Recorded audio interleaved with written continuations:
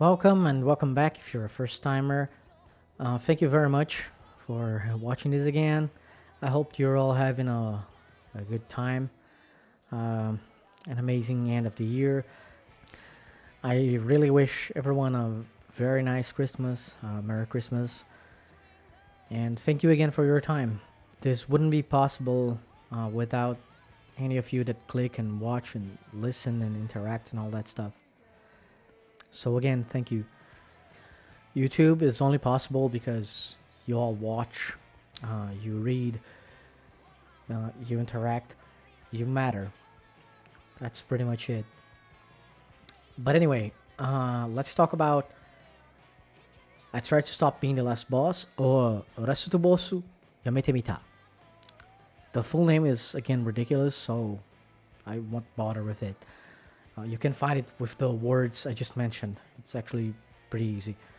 Stop Being the Last Boss is another novel adaptation into a manga created by the author Sakaki Mochimaru and drawn by the artist Namiki Tsukiyama.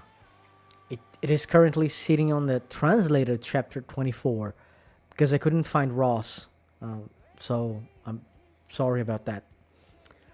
Stop Being the Last Boss is about a main character that gets sucked into an RPG game that he played, like he previously played. Yes, it's not the most original of plots. I concur, but it is sort of good. As in like the development, I think it's pretty cool. When he got transported into the game, he didn't become the main character of the game. He became the Demon King, the main character's arch nemesis, basically. So he's the main enemy, air quotes, big air quotes there. However, with the knowledge he has of the game, since he already cleared it, he decided to change his fate. He faked his death during a very silly first confrontation with the supposed heroine and got away with it. And hellbent on changing the character's fate, he pretty much started modifying the routes of the game as if it were a novel. That's pretty much the overall plot.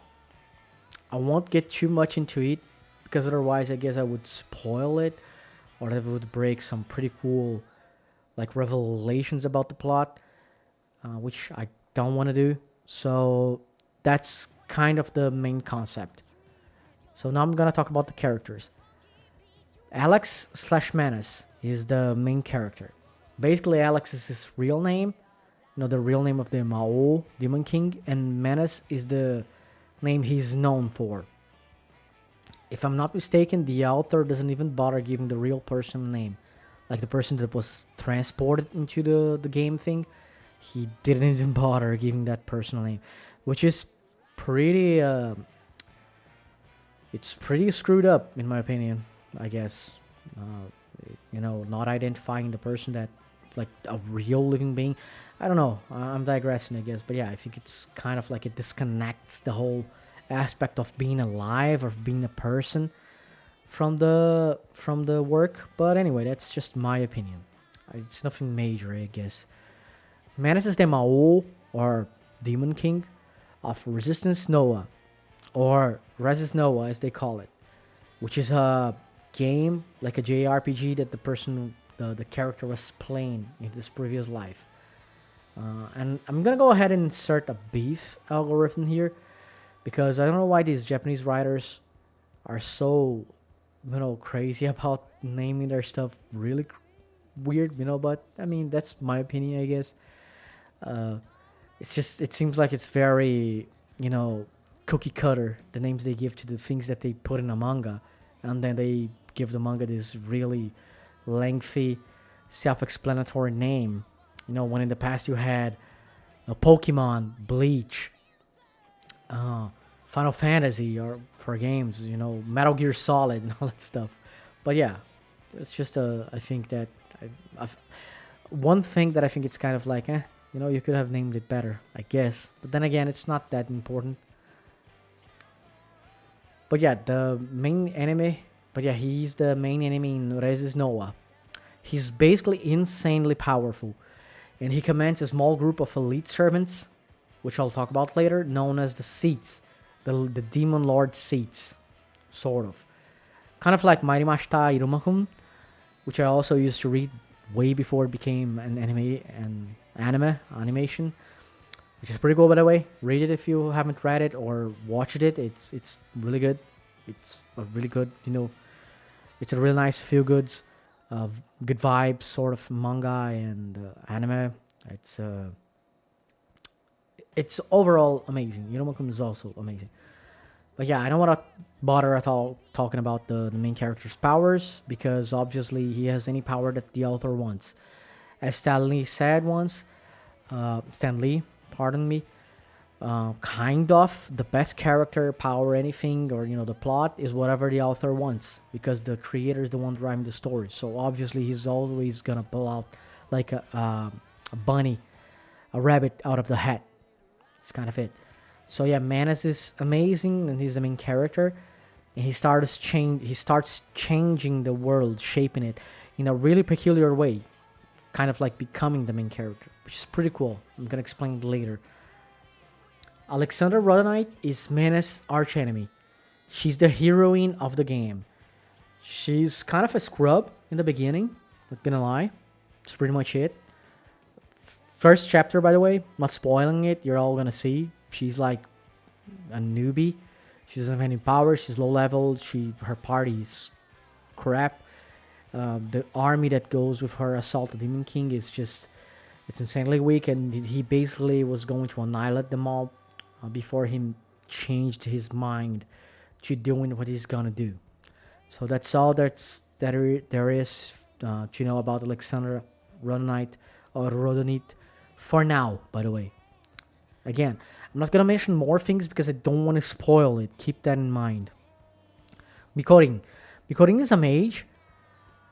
She's a character, obviously, in the game, and she's a mage. Her main skill is costume change, which is basically a magical girl or Mahou Shoujo transformation. She is absolutely powerful. She's insanely powerful. And the twist is, she joins Menace during this time within the game. She's the most she's the most powerful character in the game, basically, he mentions. But the thing is, she joins him during this new timeline. So there's the first plot twist within the new timeline that he's writing, that he's driving. Primo, or first in Italian, basically, that's what Primo is one of Menace's first followers. She's a slime. She's actually a proto slime, if you will. She's a slime, and she's insanely powerful at that, because obviously she's one of the primals. She's one of the first slimes. She's like a unique slime being, per se. She has been with him since a long time ago, and she's absolutely force to be reckoned with. She's the Demon Lord of Destruction, just to give you an idea. She's the seat of destruction, because she can absolutely obliterate armies with one skill, the Ray of Destruction, I think. I won't say much more than this, than what I have already said, because her whole existence is very interesting to the plot, and she actually knows Alexandra Rodonite, depending on how it's actually read. So that's why I'm gonna stop right here. There's also Glacia. The name is longer, but he's basically a doggo. He's a wolf. Typical, ultimate doggo familiar. That's all you need to know. He's a very special wolf / Fenrir / dog with wings, and he's very powerful. Yufir. Yufir is he's definitely the funniest one in my opinion. I just think he's the best character in the whole thing for so far. He's the Lord of Trees in one of the 7 Demon Lord seats. I forgot which seat he is, per se. Accurately, I'm not gonna bother with that, because just read the manga, please. It's good. And air quotes Demon Lord seats loosely, but yeah, he's bog as hell. He's really funny and cool. He can basically manipulate anything forest related and relay information, which is a very powerful asset. Alongside Primo. Primo can also do that. She makes little copies and send them to pass messages, kind of like an instant messaging thing. He's the funniest one. Again, enough said. He's amazing. I'm gonna mention these characters for now because they are the ones that are driving the plot forward and the ones that appeared so far. So, just going into conclusion, stopping the last boss is a very have a good time sort of read. It's chill, kind of slice of life ish. Sorry, vibed towards that with a shonen twist. It gets better as it goes. You have other enemies that start showing, enemies that basically aligned with Menace, but then they become like an enemy overall because Menace is now kind of a good guy sort of thing within the new plot. So it's really cool. It's a very good read. I think it's very well developed so far. It's not amazing, but it gets the job done in a very good scale of shonen slash slice of life kind of read. So I definitely recommend this one as a step-in read. The ones that you read between works, as I mentioned in previous videos, and also a must-read because I think it's worth the time. That's what it is for me. I think it's worth the time and your time. If you don't trust me, just read the first few chapters, and if you're hooked, you're hooked. If you're not, my mistake. I hope you will enjoy the next one. So that's it for this one. I'm gonna try focusing now on romantic comedies related titles because Christmas in Japan is more of like a couples thing. So I hope you will enjoy the next nominations, like the next recommendations, like Hitomi Chan and the hero married the demon, the dragon queen, and a couple of others that I have in line. So have a good time. Merry Christmas. I hope you all have a good time. I hope you all have a very nice Christmas that you enjoy with your families, friends, loved ones, lovers, etc. And I'll see you next time.